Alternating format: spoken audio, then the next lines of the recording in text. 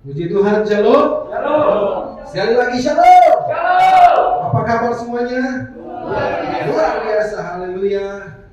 Anugerah Tuhan membuat kita terpesona, amin. Amin. Karena Tuhan memberikan kepastian atas gerejanya. Ketika Dia bangkit atas maut, memberikan kepastian atas kita untuk kita terus berjalan dari kemuliaan kepada kemuliaan. Yang setuju katakan amin. Berikan kemuliaan buat Tuhan sekali lagi, haleluya. Dan kita dahsyat. Ya, saya berterima kasih untuk anugerah Tuhan, kesehatan, kekuatan Tuhan beri, bahkan lewat kepercayaan kepala sidang di tempat ini kembali mempercayakan saya untuk menyampaikan kebenaran firman Tuhan. Saudara siap menerima kebenaran firman Tuhan? Amin. Saudara siap menerima tuntunan Tuhan? Amin. Amin. Hari ini kita akan sama-sama belajar tentang kebenaran firman Tuhan, karena penting untuk gereja semakin mengerti dan semakin dalam mengenal Tuhan. Haleluya. Amin. Karena selalu saya bilang di setiap mimbar, dimanapun saya pelayanan begini, setan selalu suka menipu kita. Dia selalu menipu kita di area-area yang kita tak tahu, saudara. Ya, di area ketidaktahuan kita dia main di situ. Ya, karena itu ada banyak hal yang terjadi di luar sana. Ya, pemberontakan terjadi, bahkan ada hal-hal yang membuat hati Tuhan tersakiti. Kenapa? Setan berhasil menipu. Ya, ada area-area yang kita nggak tahu, akhirnya setan bermain di sana. Dan Tuhan pun tahu sebenarnya hal ini. Ya, sampai Dia tahu bahwa manusia itu selalu diperhadapkan dengan yang namanya kegagalan. Ya, sehebat-hebatnya kita selalu bisa diperhadapkan dengan gagal. Yang namanya gagal dan gagal, kalau bagi dunia itu sudah hal yang pasti buat kita. Ya, tapi Tuhan menentukan kita, ya, seperti yang saya katakan tadi, kita akan berjalan dari kemuliaan kepada kemuliaan. Amin. Kita sepakat untuk hal ini, amin. Artinya kalaupun berjalan dari kemuliaan demi kemuliaan, artinya kegagalan pun tidak akan bisa membatasi kita. Amin. Kita akan melihat hal-hal yang luar biasa itu terjadi. Karena itu, ya, Dia berinisiatif ketika manusia jatuh dalam dosa. Ya, Dia datang ke dunia supaya apa? Supaya hubungan itu dikembalikan, dipulihkan kembali, dan Roh Kudus berdiam dalam diri kita. Apa fungsinya? Roh Kudus menolong kita untuk kita diberi pengertian semakin tahu, semakin mengenal Tuhan. Setuju katakan amin? Amin. Sebenarnya kekristenan itu sederhana sebenarnya. Saking sederhananya orang pintar ya sulit memahaminya. Betul nggak? Ya, Nikodemus aja cuma bicara tentang lahir baru, dia bingung. Dia pikir masuk lagi ke rahim. No, ini bukan bicara tentang jasmani. Ini bicara tentang yang ilahi. Ya, karena itu untuk bisa memiliki pengertian yang benar akan Tuhan, Tuhan sangat tahu bahwa manusia itu dengan kekuatan sendiri dia tidak akan mampu. Sepintar-pintarnya dia tidak akan mampu. Karena itu Tuhan berinisiatif, Roh Kudus harus hadir dalam diri manusia supaya memberi pengertian. Karena itu salah satu fungsi Roh Kudus apa, saudara? Menolong kita untuk kita dapat mengerti setiap kehendak Tuhan. Yang setuju katakan amin. Amin. Karena itu saya mau bilang ini, bebaskan Roh Kudus untuk terus bekerja dalam hidup, supaya saudara akan melihat hari-hari baik, saudara akan melihat kenyataan janji Tuhan terjadi atas hidup. Aminnya sepi. Haleluya. Amin. Amin. Mau melihat kenyataan janji, tak sekedar saya bilang, tak sekedar cuma dengar, tapi terrealisasi. Harus terrealisasi itu janji. Kalau Tuhan menyertai, Dia menyertai. Kalau Tuhan berjanji Dia akan menyembuhkan, Dia menyembuhkan. Harus terrealisasi dalam hidup kita. Setuju katakan amin? Penting sekali, karena itu Tuhan tahu bahwa manusia itu rentan. Kita bisa gagal dalam segala hal. Karena itu kita akan belajar hari ini, saudara. Saya akan bahas kebenaran firman Tuhan. Saya kasih judul model kekristenan. Saya ambil di dalam Yohanes. Mari kita baca dulu kebenaran firman Tuhan, untuk kita sama-sama belajar bersama-sama. Ada tiga pribadi yang sangat populer di situ, saudara, ya. Kalau kita mau baca Quran, mari saudara boleh simak di Alkitab saudara, di handphone suci saudara, Alkitab atau manual book. Kita akan baca ayat yang pertama sampai ayat yang ke-11, agak panjang sedikit. Gak apa-apa ya, kita baca firman ya, saudara ya. Ini kisah tentang di mana peristiwa Yesus ditangkap di taman mana? Taman Menteng atau di mana?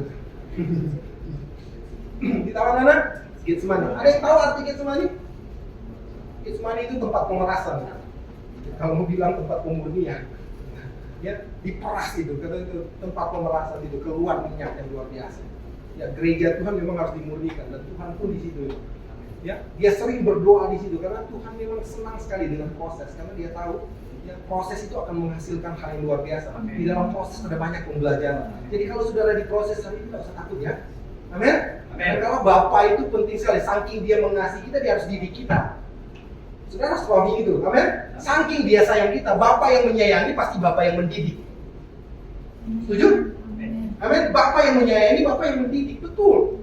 Ya, tangan yang sama mungkin yang menghajar saudara, tangan yang sama yang berlubang batu.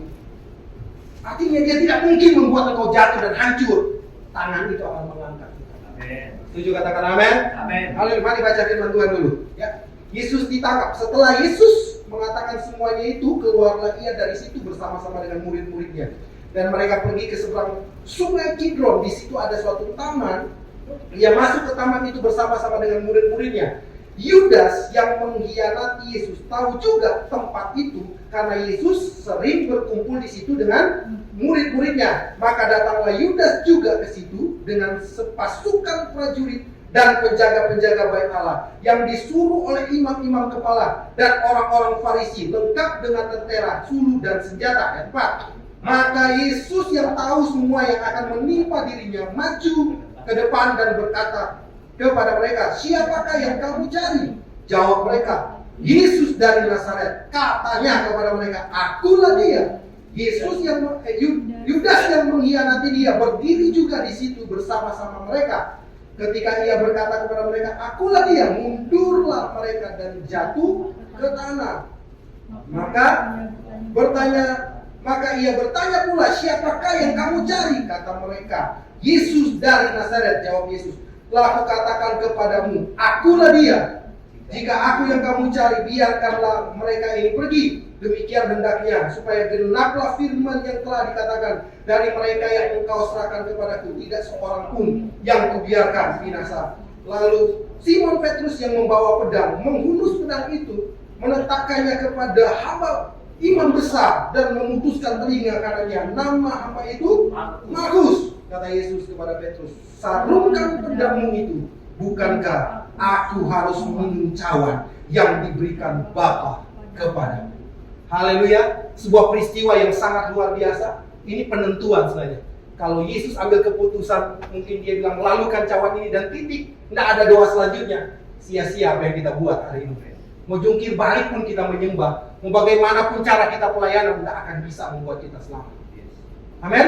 Saya selalu menekankan memang kekristenan itu jadi eksklusif. Karena apa? Eksklusifnya di mana? Di keselamatannya. Amin. Karena satu-satunya jalan cuma lewat Yesus, tidak ada yang lain. Amin. Ya, apapun sekarang lagi berkembang yang teologi apa? Universal salvation. Aduh, saudara, hati-hati dengan hal itu. Amin.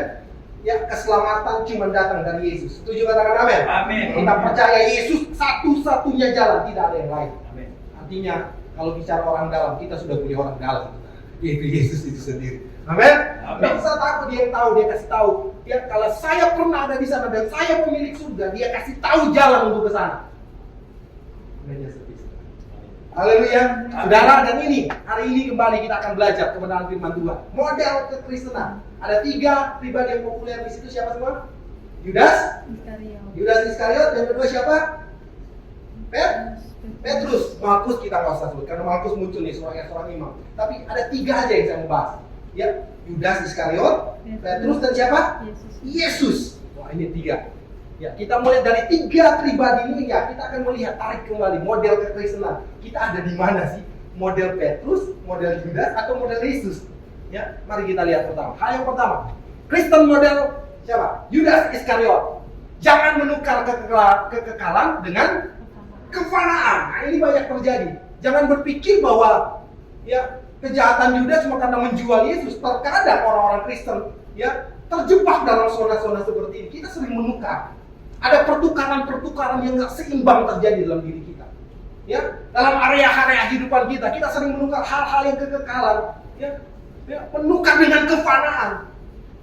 Belajar peka, saudara. Setuju katakan amin? Hal-hal yang bernilai kekal harus dipegang benar-benar. Karena kalau enggak, saudara terjebak dalam ketidakmengertian ini. Yudas terjerat karena dia berpikir uang kan, mungkin maksud dari Yudas baik. Ya, pelayanan kan butuh uang. Betul enggak? Iya kan? Karena dia nggak mengenal, karena Roh Kudus nggak ada dalam diri dia nggak kenal benar Tuhan. Itu yang saya bilang. Dalam ketidaktahuan itu, setan selalu main di area kita untuk membuat kita tertipu. Ya, yang Yudas kenal Yesus, dia tahu Yesus mampu melakukan segala perkara. Yesus mampu meloloskan diri. Oh, dia tahu karena dia banyak melihat Yesus melakukan mujizat. Yudas banyak menyaksikan bagaimana Tuhan memanifestasikan kuasa, orang mati aja bangkit. Paling dia berpikir secara simpel, pastilah Tuhan mampu meloloskan diri. Amin. Kebenaran itu, tapi dia nggak tahu karena tidak ada ilham dan Roh Kudus, tidak ada pengenalan itu bahwa Yesus sebenarnya harus melakukan agenda Bapa. Amin. Dan dia terjebak di area yang tidak dia tak tahu. Akhirnya dia menukar hal yang bersifat kekal dengan kefanaan. Betul? Kadang-kadang kita terjebak dengan soal sorry karena kita nggak tahu. Ya, jangan sampai. Yudas berpikir mungkin kritis dia lagi. Pelayanan butuh uang. Iya, saya setuju. Tapi kadang-kadang jangan sampai orientasi jadi berubah.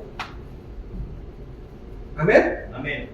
Melayani, mungkin gini sudah mencari uang, akhirnya lupa Tuhan. Saking sibuknya, ya, saking sibuknya bekerja, kita jadi lupa hal-hal yang fundamental dalam hidup, yaitu kekekalan. Betul? Saking apalagi kita yang hidup di Jakarta, saking sibuknya kita bekerja, kita cari. Kan Pak, kalau mau ke gereja juga kan kita butuh support pelayanan. Lihat persembahan kita, perpuluhan kita. Iya baik, tapi jangan sampai kita berhasil ditipu oleh setan. Jangan sampai kita menukar hal-hal yang kekal dengan kefanaan. Haleluya. Amin. Amin. Saya harap saudara diberi pengertian untuk hal ini. Kalau waktunya untuk beribadah, itu waktu untuk hidup, itu waktumu untuk dengan Tuhan, untuk bersekutu dengan Tuhan. Jangan tukar dengan hal yang lain, karena berkat bisa datang dari mana aja. Haleluya. Amin. Saya mengalami kok itu. Berkat datangnya dari aja. Kadang-kala kita udah prospek, ya klien dengan sebagian rubah kita udah jaga, ujung-ujungnya nggak deal sudah. Ya kita udah cover, mungkin secara kita udah yakin banget, udah yakinkan benar-benar klien kita. Tapi ujungnya maaf Pak, jadi nggak deal. Ada saat juga kadang-kadang kita cuma prospek dengan sederhana, cuma ngomong, tahu-taunya dikejar. Itu berkat sudah. Dan Tuhan mampu melakukan itu. Setuju katakan amin? Amin. Amin. Artinya prioritaskan Tuhan. Jangan sampai kita salah. Ya, yang kedua itu saya lihat di tulisan biru itu. Tidak bisa membedakan kenikmatan sesaat dan resiko jangka panjang. Ya kita terjebak dengan hal itu. Gampanglah nanti bertobatlah. Ya kan? Apa-apa berdosa terjebak dengan hal ini. Nanti bertobat. Kalau sempat, kalau dapat waktu, ya, kalau masih hidup, tiba-tiba habis baru buat kejahatan, tiba-tiba langsung. Siapa yang tahu umur? Siapa yang tahu itu hidup? Mati tidak tunggu tua, mati tidak tunggu sakit. Haleluya. Amin. Berbahagialah kita ketika ditegur Tuhan. Ya, berbahagialah ketika kita menutup mata dalam keadaan berusaha dan melayani Tuhan. Semangat pelayan Tuhan di tempat ini, amin. Tidak ada yang paling indah selain melayani Tuhan. Oh, saya banyak melihat hal di pelayanan ada aja yang kadang-kadang membuat kita lemah. Tapi untuk sebuah kita bisa mendobrak hal itu harus terbangun dari dalam. Kalau kita melihat cuma dari dasar pandangan mata, kita bisa lemah, kecewa. Tapi kalau itu terbangun dari dalam, keren. Kita akan all melayani Tuhan. Setuju katakan amin? Cara melayani kita akan berbeda. Ya ini disorientasi. Ya, Yudas memang hari-hari pegang duit, saudara. Akhirnya disorientasi. Ya, kadang-kadang itu kita bisa terdistract, saudara. Jadi disorientasi pelayanannya. Mungkin dia punya maksud-maksud yang baik, tapi karena mungkin hatinya udah di situ, pikirannya mungkin 100% udah mengurus itu, saking maksimalnya dia mengelola. Akhirnya itu mendriset dia bahwa sesungguhnya Tuhan itu adalah segalanya. Haleluya. Amin. Karena itu sudah disorientasi. Saya mengatakan, jika orientasi pelayanan bukan karena cinta, maka engkau sedang melakukan pengkhianatan. Baca baik-baik sekali lagi. Jika orientasi pelayanan bukan karena cinta Tuhan, ya, maka engkau sedang melakukan pengkhianatan. Saudara tahu? Saudara, firman Tuhan mencatat, Yesus sering ada di Taman Getsemani. Di situ dia melakukan pelayanan buat murid-muridnya. Dia memuridkan mereka, dia membentuk mereka, dia mengajari mereka. Di situ adalah area pelayanan Yesus. Dia mempersiapkan murid-muridnya sering. Dan firman Tuhan mencatat tadi, saudara baca kan? Dia sering ada di situ untuk bicara dengan mereka, memberi tuntunan, mendidik mereka. Bagaimana melayani, dan dia mengajarkan untuk terus berdoa. Itu area pelayanan. Saya mau katakan, ada lebih tepatnya itu area pelayanan. Saya mau katakan, lebih spesifik. Di area pelayanan banyak terjadi pengkhianatan. Haleluya, tadi sempat saya bicara dengan Pak Gembala. Ya, Pak Gembala kan udah pengalaman pelayanan. Apalagi kita yang udah lihat banyak area-area pelayanan karena disorientasi, ada kepentingan diri, kepentingan organisasi, ya, populernya dan segala macam. Kadang-kala kita memakai cara-cara itu untuk menghancurkan orang lain. Ngeri toh? Itu area pelayanan, saudara. Ada banyak pengkhianatan terjadi di sana. Saya mau katakan hati-hati ketika engkau mulai melayani Tuhan bukan atas dasar cinta atau kasih kepada Tuhan. Bahaya. Ya, karena itu saudara tahu, cinta manusia aja bisa mengubah orang. Kami bisa pernah pelayanan orang-orang yang hancur, preman. Saudara tahu ketika jatuh cinta hidupnya berubah. Yang biasanya jarang mandi, jarang pakai parfum. Pas sudah jatuh cinta, parfum satu botol 1 minggu kelar. Karena jatuh cinta artinya mengubah. Cinta itu cinta manusia yang terbatas, apalagi cinta Tuhan. Ya, karena cintanya, terlalu cintanya dia kepada saya dan saudara, dia datang meninggalkan tahtanya. Itu cinta Tuhan. Setuju katakan amin? Amin. Ya, di dalam kasih atau cinta itu, di dalam kasih itu tidak ada ketakutan. Betul? Jadi pertanyaan sekarang, ya kalau saudara dalam ketakutan, jangan saudara tidak hidup dalam kasih. Saya cuma jangan ya. Saya cuma meneruskan kebenaran firman Tuhan. Ya, kalau banyak orang Kristen dikuasai oleh ketakutan, saya mau tanya, jangan kamu tidak hidup dalam kasih. Haleluya. Amin. Sebab dia hidup, ada hari esok. Sebab dia hidup. Terus enggak perlu takut, dia hidup kok. Amin. Amin. Amin. Haleluya, enggak perlu takut. Dia sudah memberikan kasih. Karena itu dia mau bilang kepada kita, hiduplah dalam kasih. Saudara tahu ketika dia berdoa di Getsemani sampai pelurunya kayak meneteskan darah itu, seperti bunuh darah. Itu tingkat ketakutan yang luar biasa kepada manusia. Karena proses itu dia melakukan bukan pakai keilahiannya dia. Dia 100% manusia untuk melakukan agenda Bapa. Bahkan bentuk ketakutannya itu kayak peluru, bagaikan darah itu. Tapi saya mau katakan, ketakutannya dikalahkan dengan cinta yang lebih besar dari ketakutan itu. Amin. Amin. Karena saking cintanya dia kepada manusia, ketakutan itu memuncak, tapi dikalahkan oleh cinta yang lebih besar. Karena itu kalau saudara melayani dengan cinta, mengasihi Tuhan, beda cara pelayanan. Haleluya. Amin. Saya pelayanan kemana-mana saudara, mau pemulung segala macam, ke penjara, melayani aja. Berhadapan kadang-kadang aromanya sudah tidak sulit to say. Melayani orang yang sakit kanker, penyerahan orang yang mudah pecah segala macam, itu saya layani. Sampai ada berapa kali kami layani di rumah sakit yang teman yang ikut aja udah nggak mampu masuk ke dalam untuk doa penyerahan karena udah pecah dan sudah tahu lah. Saya sampai kelar berdoa itu saya nggak bisa makan. Saya orang yang suka merenungkan, ya. Saya agak sulit sudah itu, tapi harga untuk melayani Tuhan. Itu terjadi, saya melakukan pelayanan itu. Amin. Saya berani ngomong karena saya melakukan hal itu. Setuju katakan amin? Amin. Kalau enggak, saya akan pilih-pilih pelayanan. Kalau bukan karena atas dasar mengasihi Tuhan, saya akan pilih-pilih pelayanan. Ya, kayak di sini enak, gerejanya keren. Saya disorot oleh kamera, ya kan? Saya disorot oleh lighting yang luar biasa. Enak pelayanan di sini. Apa beratnya sih? Cuma tahan kalau jam-jam begini cuma tahan ngantuk doang. Ya kan? Kalau sudah datang ke panasnya AC nggak ada itu, lebih parah lagi. Apalagi kalau kami penginjilan ke daerah-daerah. Saudara, haleluya, puji di sini AC aja karena orang Kristen ngeluh. Ya kan, udah datang ayo ke ibadah. Memang kalau nggak cinta Tuhan ada banyak alasan. Inilah belum kelar. Kalau orang cinta Tuhan, dia ngomong, Tuhan dulu dong, tar aja. Tapi kalau dia nggak cinta Tuhan, tar dulu tuh Tuhan. Sebaliknya itu, betul apa betul? Di sini nggak ada toh? Gileng aku. Haleluya. Nah, saya harapkan saudara pun yang menyaksikan rekaman ini bertobat kalau sudah tersinggung. Seharusnya dari mimbar ini harus menyinggung gimana? Seorang bapak rohani harus berani. Setuju katakan amin? Amin. Saudara tahu toh? Ya, bapak rohani tugasnya apa? Dia sunat. Ya, Abraham dia sunat dulu, ya kan? Seorang bapak rohani dia harus mengira. Saudara tahu di Yosua pasal 5, bangsa Israel yang generasi kedua, sampai 2 juta orang disunat di padang gurun, saudara. Ya.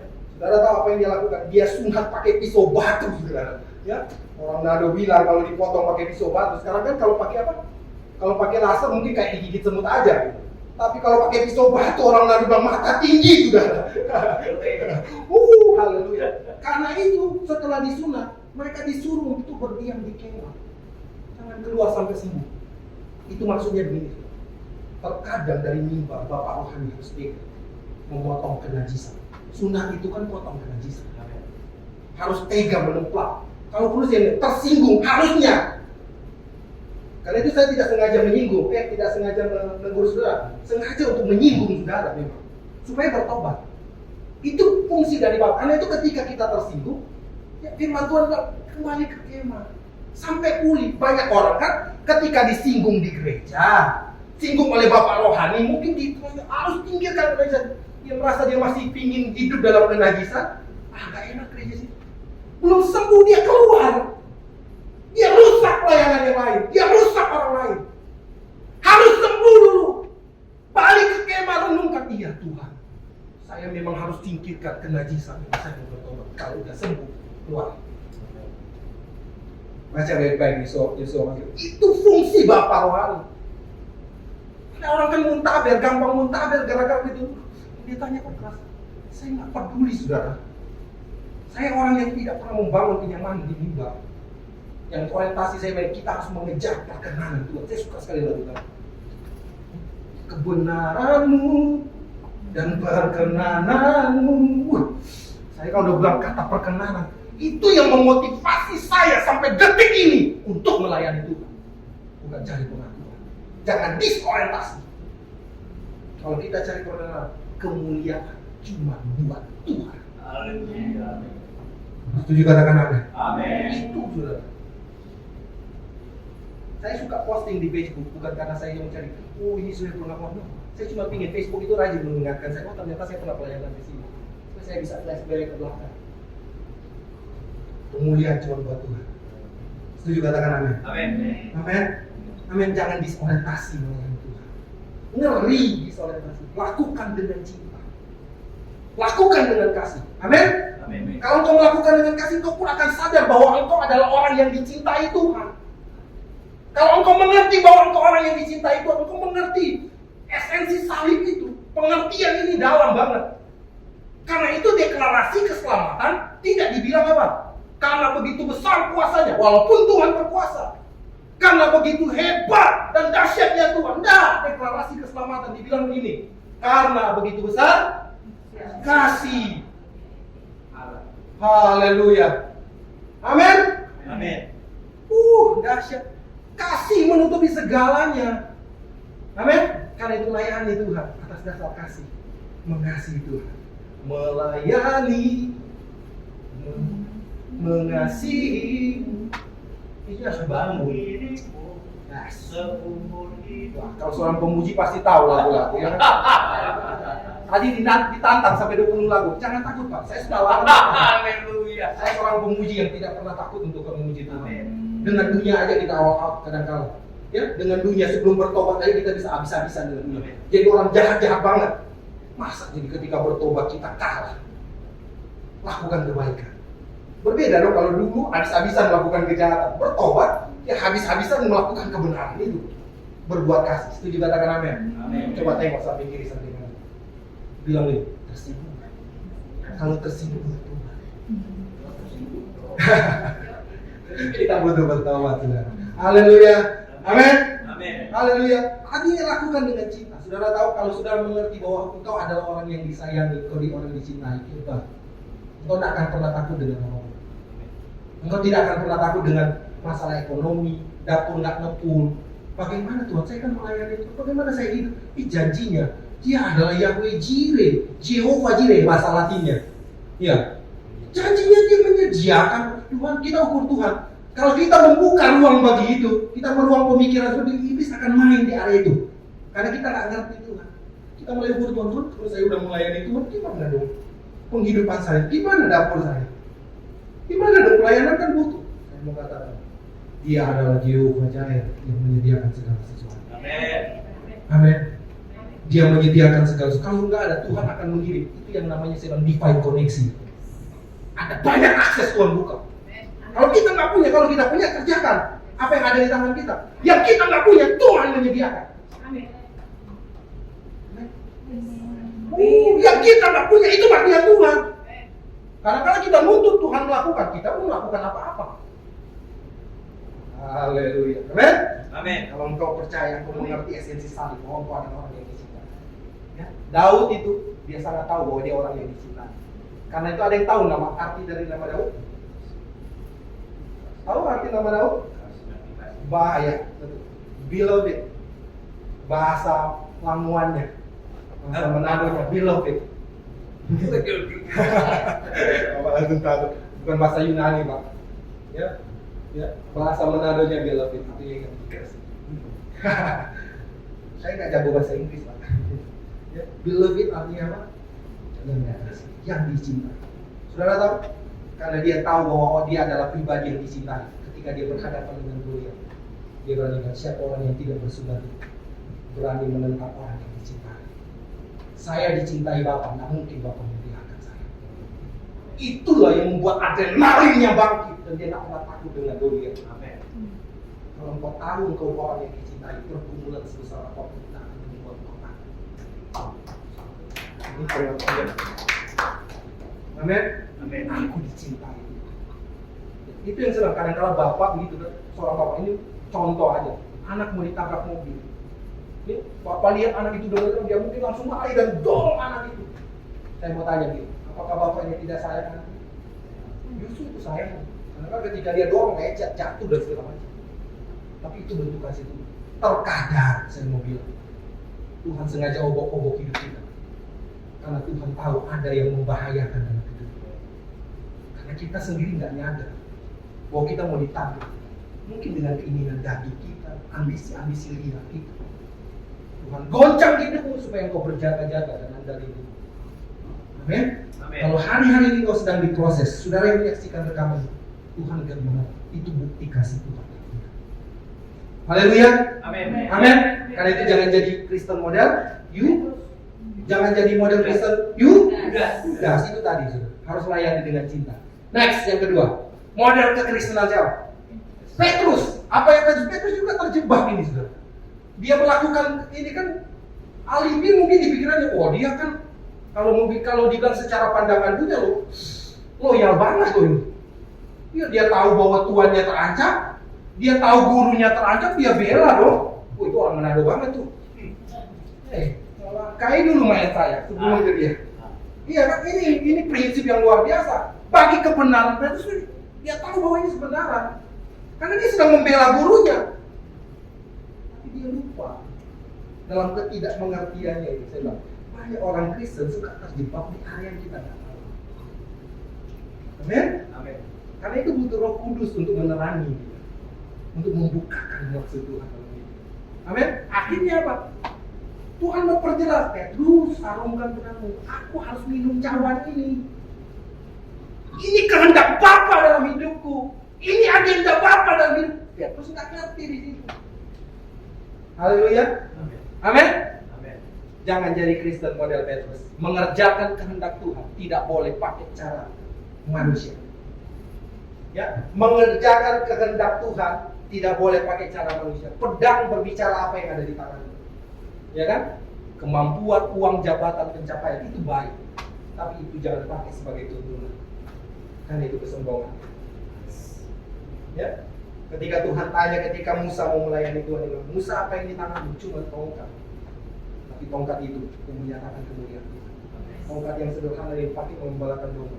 Tongkat itu pula yang menyatakan kemuliaan Tuhan, membelah laut merah. Tongkat itu yang menyatakan hal Musa yang di hadapan Firaun. Berubah menjadi ular dan segala macam. Tongkat bisa seperti itu. Kalau Tuhan tanya apa yang ada di tangan, serahkan ke Tuhan. Jangan pakai itu sebagai tuntunan. Kalau engkau punya kemampuan, puji Tuhan. Kalau engkau pintar, tapi bilang Tuhan aku pintar, tapi Tuhan aku tidak bisa berbuat apa-apa tanpa tuntunan Tuhan. Itu kekayaan. Setuju katakan amin? Amin. Amin. Mengerjakan kehendak Tuhan tidak boleh pakai cara. Kalau saudara pakai cara manusia, saudara akan terjebak dalam kesombongan. Maksud Petrus dia pikir dia mau sebaliknya, dia pikir Tuhan akan memberikan pujian kepada dia. Petrus keren banget, kamu memang anak buah yang luar biasa, kamu memang murid yang membela saya habis-habisan. Ya, ternyata Tuhan sebaliknya. Itu bukan cara. Sarungkan bilang, cara Tuhan adalah kasih. Setuju katakan amin? Amin. Amin. Mau mengerjakan kehendak Tuhan? Amin. Amin. Jangan pakai cara Petrus. Model kekristenan ini banyak loh. Banyak loh. Sudah terjemahkan masing-masing dalam diri saudara. Saya mungkin waktunya nggak cukup untuk mengurai. Banyak model pelayanan, apalagi mengulas pelayanan. Saya bilang cara itu. Waktu Bapak Gembala bilang, waktu dia buka di Bekasi, kayaknya gimana? Sampai Tuhan tuntun harus melakukan di sini. Saya tahu itu dalam tuntunan Tuhan. Mustahil mungkin. Tapi dalam tuntunan Tuhan. Awalnya mungkin gitu, oh iya, dengan segala macam kapasitas yang mungkin. Ternyata Tuhan berkuasa. Karena Tuhan ingin membuat pelayanan ini melahirkan generasi-generasi yang mengasihi Tuhan. Amin. Amin. Memunculkan orang-orang yang mengasihi Tuhan. Kalau orang melayani karena kasih Tuhan, waduh, keren banget. Haleluya. Pak Gembala pasti tahu melayani seperti apa. Apalagi mengurus pengembala, dengan model kepala saudara ya. Orang yang datang ke gereja berbagai macam motivasi, berbagai macam model motivasi. Ini termasuk yang melayani juga. Oleh itu saya dengan pelayanan Tuhan sampai tidur di mimbar saya. Saya di gereja, saya tidur di mimbar sampai alat musik itu saya pelajari karena itu. Untuk ketika saya terjun dalam pelayanan, Tuhan bentuk dari nol, belajar. Dari dulu yang tak bisa apa-apa sampai Tuhan bentuk untuk melayani itu. Amin. Jadi hal-hal yang bilang itu saya nggak bisa ditipu untuk lihat orang di mimbar seperti apa. Saya punya kepekaan sebagai pendeta, sebagai anak Tuhan. Artinya saya pun belajar karena saya pernah menjalani itu. Dan saya selalu bilang Tuhan, perkenanan yang aku kejar. Perkenananmu bukan pengakuan. Pengakuan manusia maksudnya. Bukan?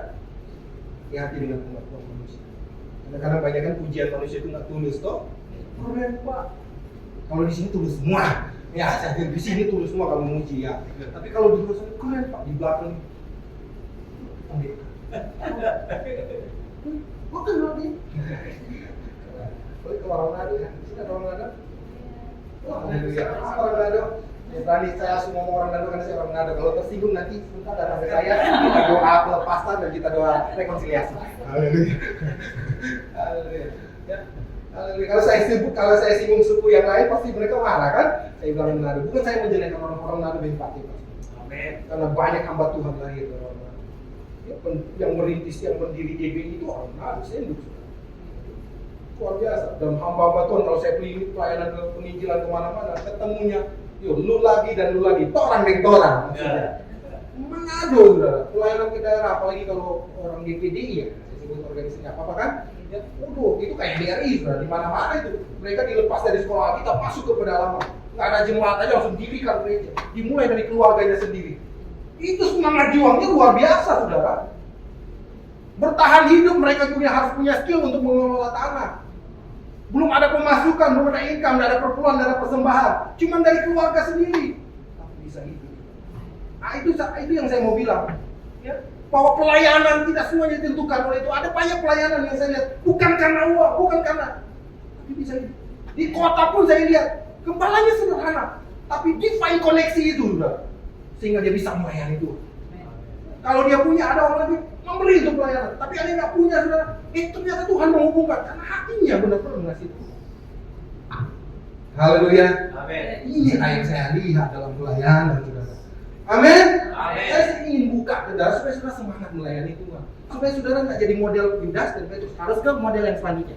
Next slide. Harus model ini. Amin. Model kekristenan yang seperti ini harusnya kita kerjakan.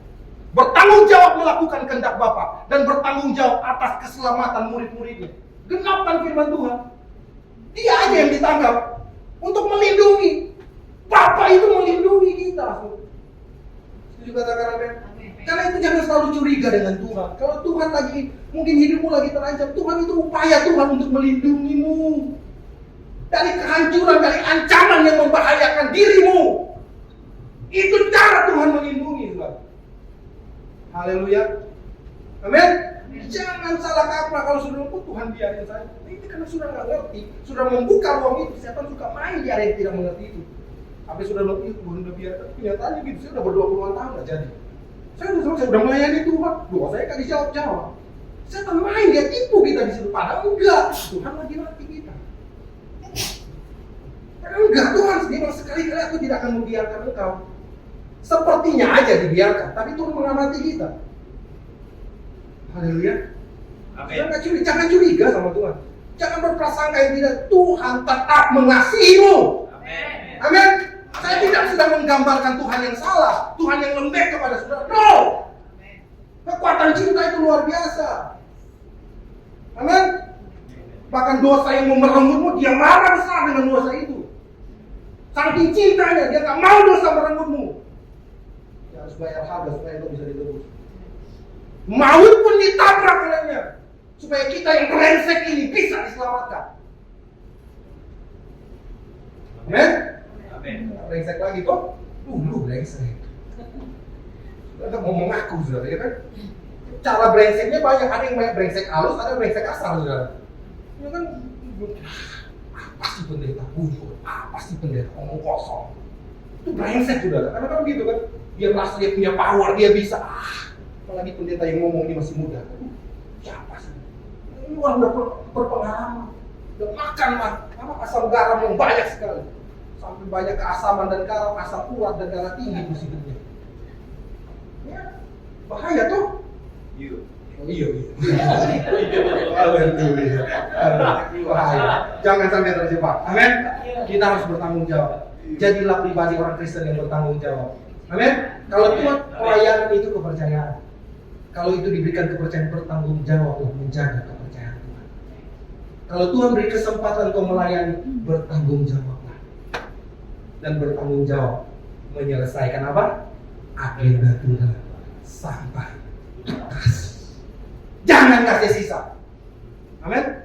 Saudara suka borong, saudara ambilin semua. Saudara yang suka belanja pasti semua, ya kan? Nah, kasih sisa. Yang lain kadang-kadang kita suka kasih sisa-sisa, saudara ya. Nah, tuntas. Agenda Tuhan sampai apa? Kenapa saya bilang tuntas?